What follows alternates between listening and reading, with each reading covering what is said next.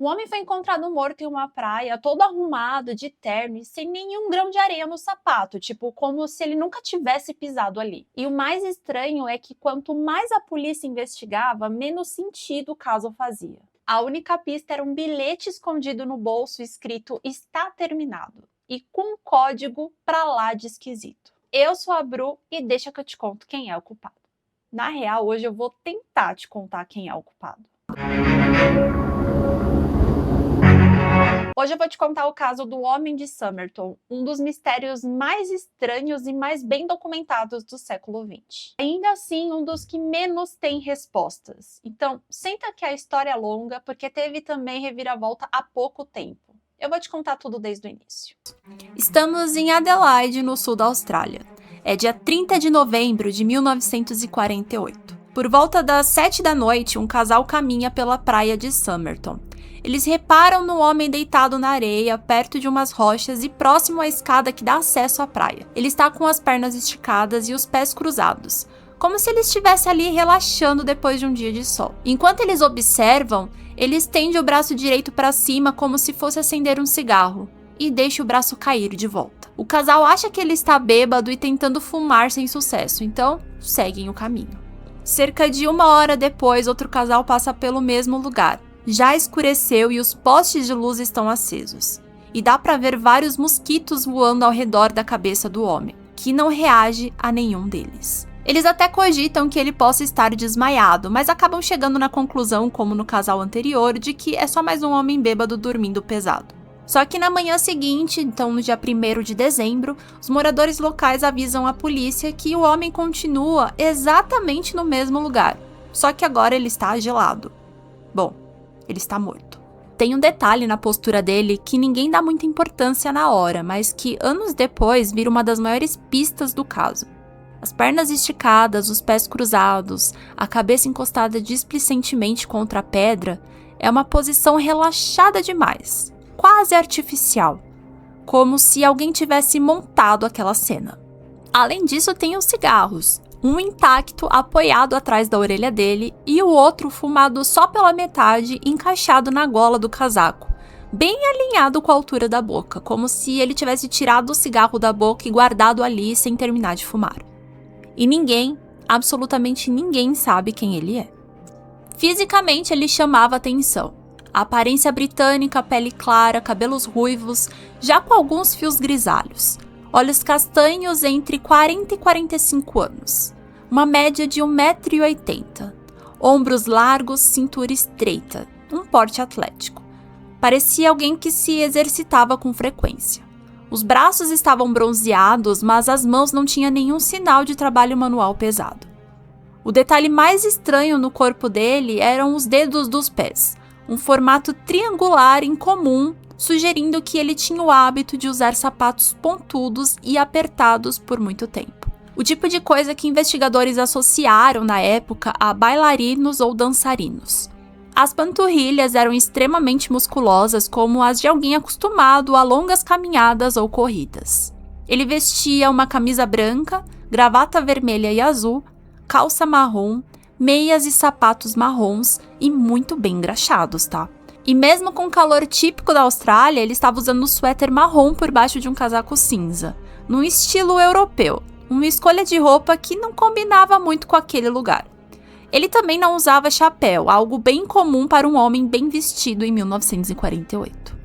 Nos bolsos, a polícia encontrou um pente americano de alumínio, um pacote de chiclete pela metade, uma carteira de cigarros da marca Army Club, só que dentro dela havia 7 cigarros de uma marca diferente.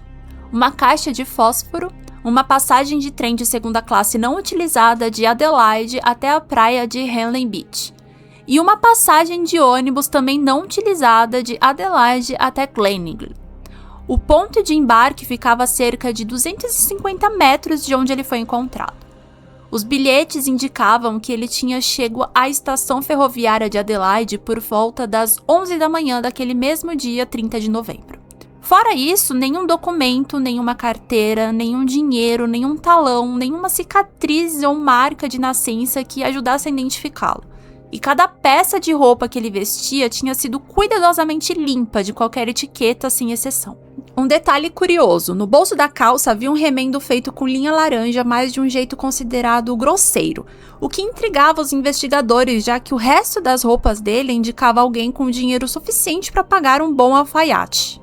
A autópsia feita nos dias seguintes só aumentou o mistério. O legista estimou a morte por volta das 2 da manhã do dia 1º de dezembro. O coração estava normal, sem nenhum problema, mas praticamente todos os outros órgãos internos estavam anormalmente inchados e cheios de sangue. Cérebro, garganta, estômago, os 2 rins e o fígado. O baço especificamente estava 3 vezes maior do que o tamanho normal.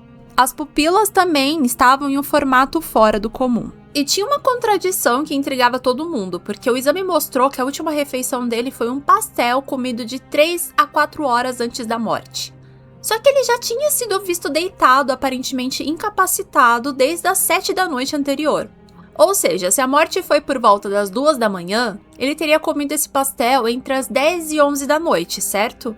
Mas ele já estava deitado na praia, então não bate com a ideia de que ele já estava desacordado desde o início da noite. Amostras foram enviadas para análise, mas nenhuma substância conhecida na época foi encontrada. Mesmo assim, o legista manteve a posição de que a causa não era natural, e ele apontou 2 possibilidades: um barbitúrico do tipo usado em ansiolíticos, ou algum hipnótico solúvel do tipo usado em pílulas para dormir. Isso tudo em uma dose autossuficiente para matar, mas que já tinha sido totalmente absorvida pelo corpo antes de colherem as amostras. A ficha odontológica dele também não bateu com nenhum registro. A polícia tirou um conjunto completo de digitais e fotos do rosto e enviou para todas as cidades australianas e para países da língua inglesa, incluindo os Estados Unidos. O FBI respondeu que as digitais não correspondiam a nada no fichário deles. A Scotland Yard, na Inglaterra, também foi acionada e também não encontrou nada. No dia 10 de dezembro, o corpo foi embalsamado. O primeiro registro desse tipo de procedimento na história da polícia australiana. Só que usaram uma quantidade errada de formol, o que acabou destruindo boa parte do DNA dele. Um erro que ia complicar qualquer tentativa de identificação por décadas. Um molde de gesso do rosto e do busto foi feito, preservando também fios de cabelo e pelos faciais guardados para uma possível análise futura. O caso ficou parado por meses, sem nenhuma pista nova, até que em abril de 1949, um especialista chamado John Kennedy foi chamado para reexaminar as roupas, que era a única coisa que não tinha sido completamente vasculhada. Foi aí que ele encontrou um bolsinho escondido, costurado dentro da cintura da calça, tão bem disfarçado que tinha passado despercebido nas primeiras análises. Dentro dele, um pedacinho de papel enrolado com 2 palavras impressas. Era Taman Shoot.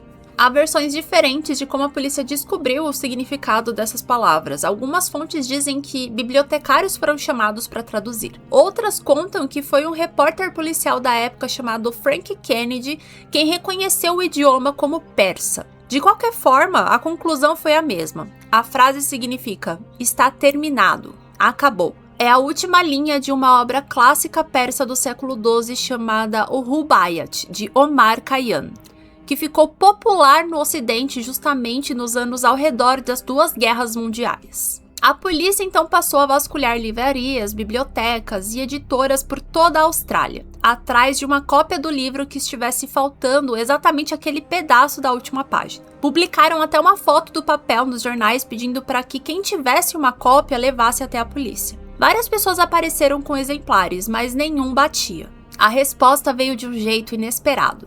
Um homem do bairro de Glenelg, a menos de 2 quilômetros da praia, apareceu com uma cópia do livro com a última página exatamente arrancada. Ele contou que na noite do dia 30 de novembro tinha deixado seu carro estacionado na rua perto da praia com a janela aberta.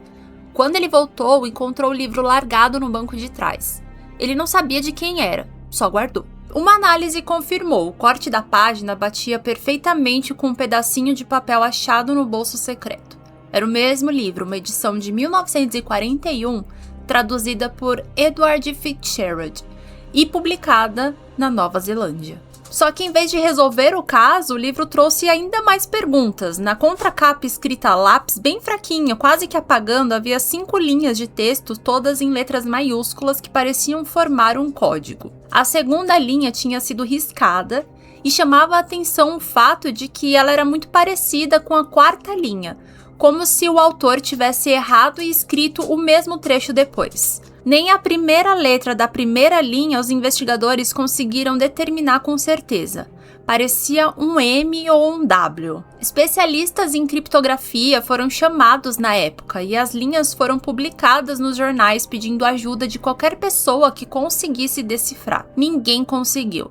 Até hoje, mais de 70 anos depois, esse código continua sem solução. E tinha mais uma coisa na contracapa: um número de telefone rabiscado a lápis sem nenhuma identificação. Esse número, ao contrário do código, levou a algum lugar.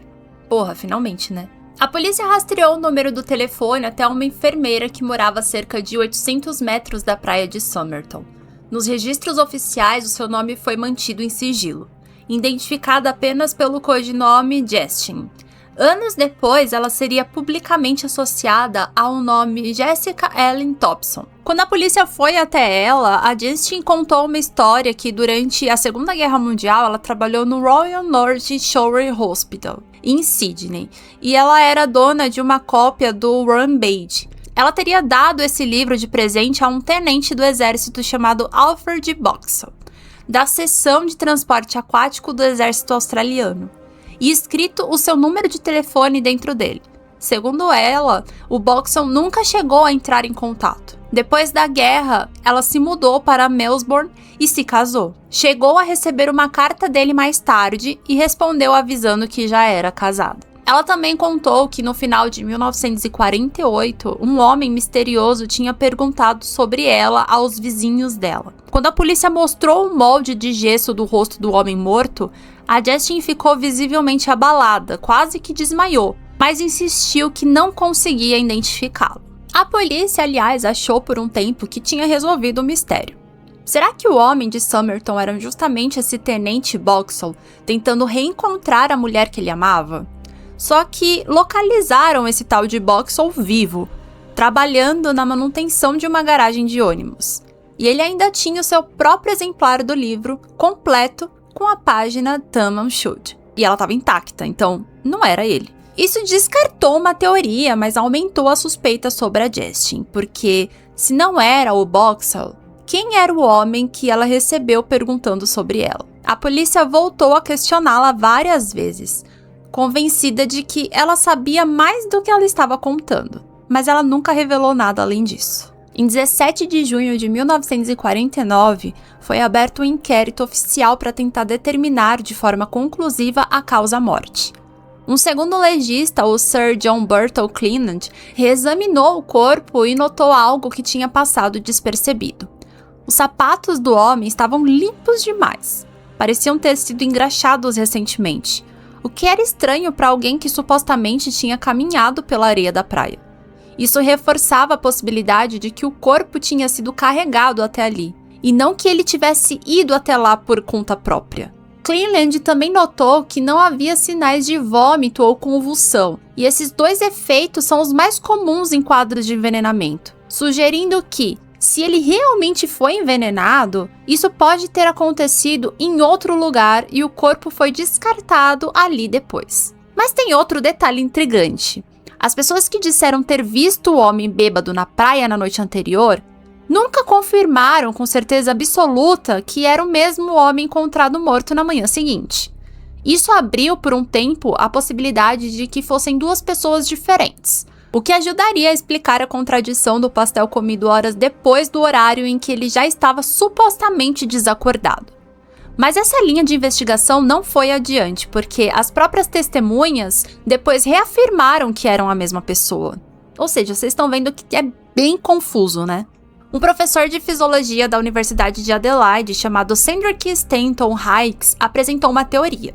existiam substâncias como a digitalina e a estrofantina usadas em tratamentos cardíacos que eram extremamente tóxicas, mesmo em doses pequenas. Além disso, eram rapidamente absorvidas pelo corpo e praticamente impossível de ser detectadas nos exames daquela época. Segundo ele, aquele movimento de erguer o braço visto pelas testemunhas na praia pode não ter sido um gesto de acender um cigarro, e sim uma convulsão.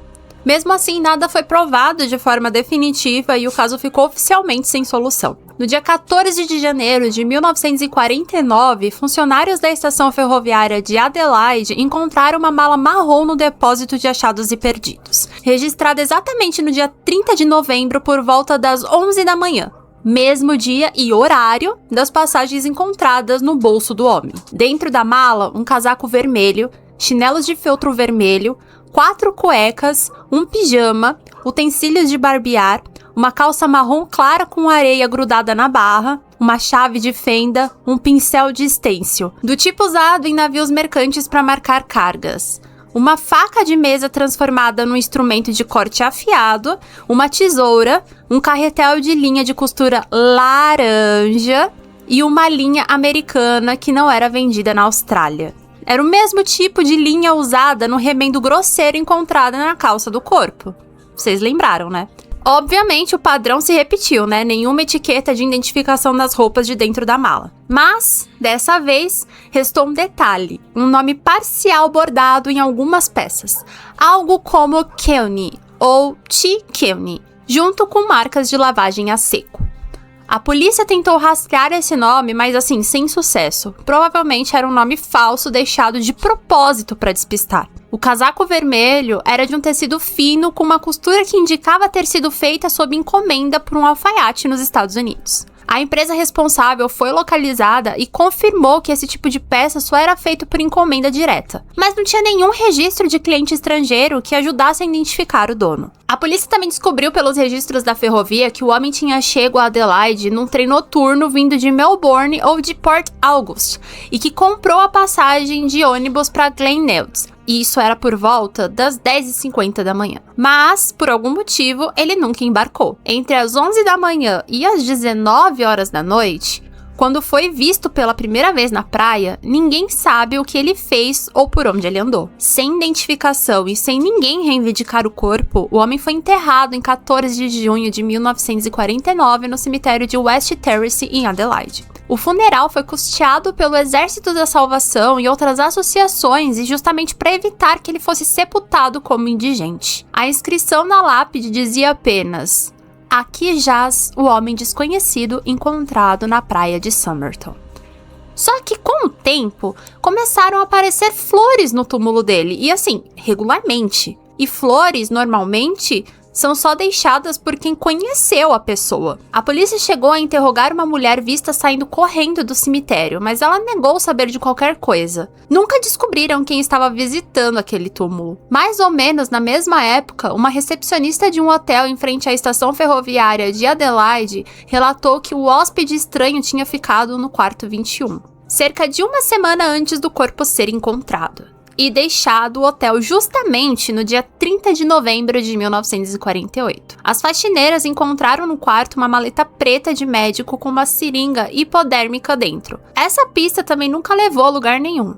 Gente, você vê que a gente fica dando círculo, círculo, círculo e não sai do lugar, né? Com o caso empacado, começaram a circular teorias, algumas mais plausíveis que as outras. A primeira é espionagem, porque Adelaide ficava relativamente perto de 2 locais estratégicos da época, uma mina de urânio e rádio e o campo de testes de mísseis de Woomera, uma instalação militar ultra secreta usada em plena Guerra Fria. A teoria era de que o homem poderia ser um espião que foi descoberto ou eliminado. Em 2011, surgiu uma pista alternativa. Uma mulher de Adelaide encontrou entre os pertences do próprio pai um documento de identificação em nome de H.C. Reynolds, um cartão emitido nos Estados Unidos para marinheiros estrangeiros durante a Primeira Guerra Mundial.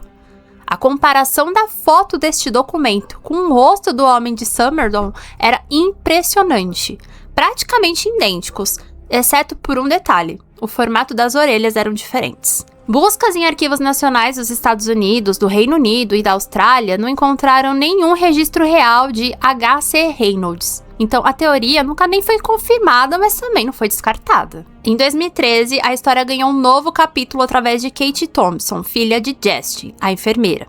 A Kate afirmou publicamente que a mãe tinha mentido para a polícia na época e que, na verdade, ela sabia exatamente quem era o homem de Somerton. Segundo a Kate, a sua mãe falava russo fluentemente. Ela dava aula de inglês para imigrantes, tinha interesse declarado em comunismo e nunca contou aos filhos onde ou por que tinha aprendido a falar a língua. Para Kate, a explicação era simples. A mãe e o homem de Somerton eram espiões e trabalhavam juntos. Já a Roman Egan, viúva do filho da Justin, apresentou uma outra versão. Esse cara, que ela era viúva, chamava-se Robin. E ela disse que o Robin, na verdade, era filho biológico do homem de Somerton, fruto de um relacionamento amoroso entre ele e a Justin. E isso antes dela se casar. Nessa teoria, o homem teria ido atrás dela e do filho, e ao descobrir que ela já tinha se casado de novo, teria se matado. Existe também uma versão ainda mais sombria, que é de que a própria Justin teria eliminado o homem para proteger uma identidade secreta e não colocar a família em risco. Essa versão até explicaria o código no livro como uma mensagem de espionagem e a frase "Temanschuld" como o fim simbólico do relacionamento entre os dois. Em 2013, quando essas alegações vieram à tona, o Robin já tinha falecido, mas ele deixou uma filha, a Rachel. A família pediu à justiça uma exumação do corpo do homem de Somerton para fazer um teste de DNA e provar de uma vez por todas o parentesco. O pedido foi negado em 2013 pelo procurador-geral da época. O governo também se recusou a bancar os custos. E aqui tem uma reviravolta bem interessante, porque enquanto investigava a possível ligação entre a Rachel e o homem de Somerton, o professor Derek Abaut, que é o mesmo que anos depois identificaria Charles Webb, se aproximou dela. Os dois acabaram se casando, então literalmente o pesquisador que estava tentando provar se ela era neta do homem misterioso terminou virando o marido dela. Vale lembrar também que já em 2016, uma análise genética preliminar feita pela genealogista forense Colleen Fitzpatrick tinha sugerido que o DNA do cabelo do homem de Somerton apontava para uma ligação com a família da costa leste dos Estados Unidos, incluindo ancestralidade nativa americana e até uma possível conexão distante com a família do ex-presidente americano Thomas Jefferson. Tipo assim, uma pista e tanto que praticamente ninguém lembra hoje em dia. Em 2019, um novo procurador-geral aprovou a exumação, mas deixou claro que o governo não pagaria nenhuma despesa. A família concordou em arcar com todos os custos adicionais e particulares. A exumação foi feita no dia 19 de maio de 2021. E a polícia informou que os restos estavam em uma condição razoável para tentar uma nova extração de DNA. Tipo, gente, mais de 70 anos depois do sepultamento. Um ano depois, então em maio de 2022, veio a reviravolta. O professor Derek Abaut da Universidade de Adelaide e a genealogista forense americana Colleen Fitzpatrick anunciaram ter identificado o nome do homem de Somerton, usando fios de cabelos preservados dentro do molde de gesso feito na época. A partir desse material genético, DNA mitocondrial, que rastreia só a linhagem materna e não é uma impressão digital genética, exclusiva de uma pessoa, a dupla reconstituiu uma linhagem genealógica cruzando mais de 4.000 nomes, até chegarem em um, Charles Webb. Vocês também podem encontrar na internet como Carl Webb, Ele nasceu em Melbourne em 1905, era engenheiro eletrotécnico e fabricante de instrumentos. Ele tinha 43 anos quando morreu e tinha sumido dos registros públicos desde abril de 1947. Isso sem que a própria família tivesse formalizado um desaparecimento. Tipo, gente, loucura, né? E aí chega o resultado que todo mundo estava esperando nessa investigação, O teste de DNA comparando o material do homem de Somerton com o da Rachel Egan, Filha do Robin. E na época, já esposa do próprio Derek Abaut. E aí, gente, deu negativo. Sem parentesco nenhum. Isso encerrou de vez a teoria de que o Robin era filho biológico do homem de Somerton. E o About, né, ele descreveu o resultado como um alívio, porque finalmente ficou sabendo a verdade depois de anos em dúvida. Vale um ponto importante também sobre o status oficial do caso, é que em dezembro de 2023, a polícia da Austrália do Sul confirmou que a análise de DNA dos restos exumados tinham sido concluídas e que o material seria encaminhado ao legista estadual para uma decisão formal. Só que até o início de 2026, nenhum veredito oficial tinha sido divulgado publicamente. Ou seja, a identificação do Charles Webb é, até hoje, a hipótese mais forte e mais aceita. Mas, tecnicamente, ainda não é um fato oficial encerrado pela justiça australiana. Com a Rachel descartada da árvore genealógica dele, então a teoria de que ele teve um caso com a Justin e um filho com ela praticamente caiu por terra. Mas, mesmo assim, ninguém nunca conseguiu explicar do porquê que a Justin reagiu daquele jeito ao ver o rosto dele e nem porquê que ela nunca revelou nada. 74 anos foi esse o tempo que o mundo levou só para chegar perto de um nome para esse homem, e mesmo assim, sem certeza absoluta. Não sabemos por que ele morreu, não sabemos se foi veneno, se foi um crime planejado, se foi espionagem, ou se foi ele mesmo que escolheu terminar a própria história. Não sabemos porque os sapatos estavam sem areia, o que ele fez nas 8 horas que ficaram sem explicações naquele dia. Quem que é que visitava o túmulo dele com flores, ou o que aquele código de 5 linhas realmente significa. O que sabemos é isso: alguém apagou de propósito qualquer rastro que levasse até a identidade dele. E décadas depois, um pedacinho de papel dizendo está terminado ainda é a frase mais famosa que esse homem deixou para o mundo. Talvez ele mesmo tenha escolhido isso, ou alguém tenha determinado isso para ele, mas o caso não parou por aí, porque até hoje pesquisadores, historiadores e pessoas curiosas tentam revisitar esse caso, ou seja, as pessoas ainda tentam reconstruir os últimos passos daquele homem naquela noite na praia. Em meio a tudo isso, qual que é a sua teoria sobre o que aconteceu? Eu me despeço por aqui, muito obrigada por ter chegado até aqui. Até o próximo caso. Não se esqueça de se inscrever no canal se você ainda não for inscrito, de deixar o seu like e de ativar o sininho de notificação para não perder nenhum vídeo. Até o próximo. Tchau, tchau.